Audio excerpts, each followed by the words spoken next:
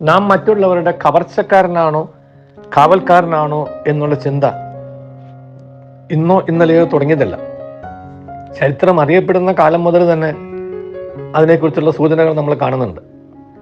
ബൈബിളിൽ 2 ഭാഗങ്ങളുണ്ട്. ഒന്ന് പഴയ നിയമം, ഒന്ന് പുതിയ നിയമം. ചരിത്രം തന്നെ 2ആയി വിഭജിക്കപ്പെടുന്നത് അങ്ങനെയാണല്ലോ. BC AD, before Christ, after the day of the Lord, അല്ലെങ്കിൽ AD, after the death of Christ എന്നും പറയും.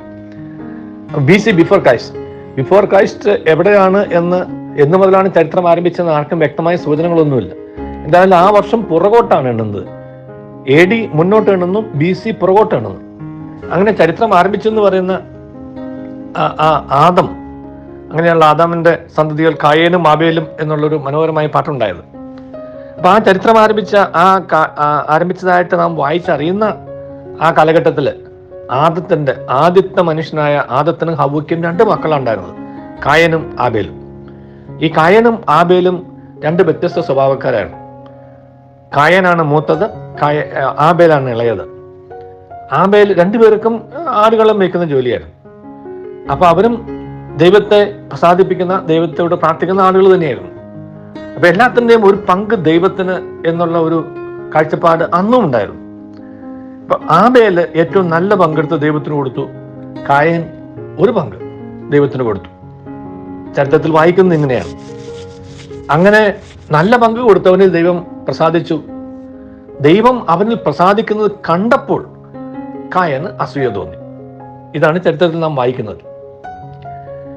കായനിൽ പ്രസാദിക്കാതിരുന്നത് കൊണ്ടല്ല അവന് വിഷമമുണ്ടായത്, ആബേലിൽ ദൈവം പ്രസാദിച്ചത് കൊണ്ടാണ്. അത് തിരിച്ചറിഞ്ഞ ദൈവം കായന് കൊടുക്കുന്നൊരു ഉപദേശമുണ്ട്. നീ നല്ലത് പ്രവർത്തിച്ചിരുന്നുവെങ്കിൽ, നീ ഉചിതമായി പ്രവർത്തിച്ചിരുന്നുവെങ്കിൽ നിനക്കും സന്തോഷം ഉണ്ടാകുമായിരുന്നു. എന്നിട്ടൊരു വാണിംഗ് കൊടുക്കുന്നുണ്ട്. നല്ലത് ചെയ്തില്ലെങ്കിൽ നിനക്ക് തിന്മ വരും. കാരണം തിന്മയിലേക്കുള്ള ചായ്വ് നിന്റെ പടിവാതിൽക്കൽ തന്നെയുണ്ട്. നീ അതിനെ കീഴടക്കണം, അല്ലെങ്കിൽ അത് നിന്നെ കീഴടക്കും. ഇതാണ് ചരിത്രത്തിൽ മനുഷ്യന് കൊടുത്ത ആദ്യത്തെ വാണിംഗ്, വായിച്ചറിയുന്നതനുസരിച്ച്. അസൂയ എന്നുള്ളത് മനുഷ്യന്റെ ഒരു കൂടപ്പിറപ്പാണ്, യാതൊരു സംശയവും. പക്ഷേ അതിനെ കീഴടക്കാനുള്ള ഏക മാർഗം നല്ലത് ചെയ്യുക എന്നുള്ളതാണ്.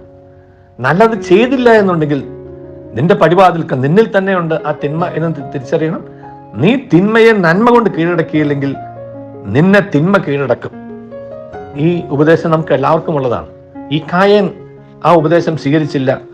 കായൻ ആബേലിനെ അസൂയ മൂത്ത് കൊന്നുകളഞ്ഞു. ആ കൊന്നുകളഞ്ഞതിന് ശേഷം കായൻ തിരിച്ചു വരുമ്പോൾ കായനോട് ചോദിക്കുന്ന ചോദ്യം, നിന്റെ സഹോദരൻ എവിടെയെന്നാണ്. ചരിത്രത്തിൽ വായിച്ചറിയുന്ന 2ാമത്തെ ചോദ്യമാണ്. ആദ്യത്തെ ചോദ്യം നീ എവിടെയെന്നാണ്, 2ാമത്തെ ചോദ്യം നിന്റെ സഹോദരൻ എവിടെയെന്നാണ്. നിന്റെ സഹോദരൻ എവിടെ എന്നുള്ള ചോദ്യത്തിന് കായൻ കൊടുത്ത മറുപടിയാണ്, ഞാനാണോ എൻ്റെ സഹോദരന്റെ കാവൽക്കാരൻ. കാരണം അവൻ സഹോദരന്റെ കവർച്ചക്കാരനായിരുന്നു.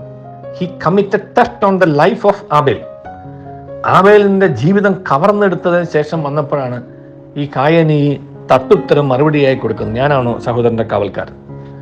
അപ്പോൾ കാവൽക്കാരനാണോ കവർച്ചക്കാരനാവണോ എന്നുള്ളത് നാം ചിന്തിക്കേണ്ടതാണ്. നാം കവർച്ചക്കാരായി മാറുന്നത് നമുക്ക് അസൂയ ഉണ്ടാകുമ്പോഴാണ്. അസൂയ എന്നുള്ളത് ഒരു ജന്മവാസനയാണ്. That is innate or inborn in every human being. അതിനെ കീഴടക്കാൻ നന്മ കൊണ്ട് മാത്രമേ സാധിക്കുള്ളൂ. നല്ല കാര്യങ്ങൾ ചിന്തിക്കുക, നല്ല കാര്യങ്ങൾ മാത്രം കാണുക, നല്ല കാര്യങ്ങൾ ചെയ്യുക, നല്ല പ്രവൃത്തികൾ ചെയ്യുക. അങ്ങനെ തിന്മയെ നന്മ കൊണ്ട് നാം കീഴടക്കി കഴിയുമ്പോൾ നമ്മിലുള്ള തിന്മയുടെ വാസനകൾ താനെ അകന്നു പോയിക്കൊള്ളും. അപ്പോൾ നമ്മൾ നല്ല മനുഷ്യരായിട്ട് മാറും. തിന്മയുടെ വാസനകളെ ദൂരീകരിക്കാതെ നന്മയുടെ പ്രവൃത്തിയിൽ ഏർപ്പെടുമ്പോഴാണ് നമ്മൾ കപടർ എന്നറിയപ്പെടുന്നത്. നേരെ മറിച്ച് തിന്മയുടെ സ്വാധീനമേൽക്കാത്ത നന്മ പ്രവൃത്തികൾ നമ്മൾ ചെയ്യുമ്പോൾ നമ്മൾ നല്ല മനുഷ്യരായിട്ട് മാറും. നമ്മിലൂടെ മറ്റുള്ളവരും അനുഗ്രഹിക്കപ്പെടും. അതിനായി ദൈവം നമ്മെ അനുഗ്രഹിക്കട്ടെ. നല്ലൊരു ദിവസം എല്ലാവർക്കും നേരുന്നു.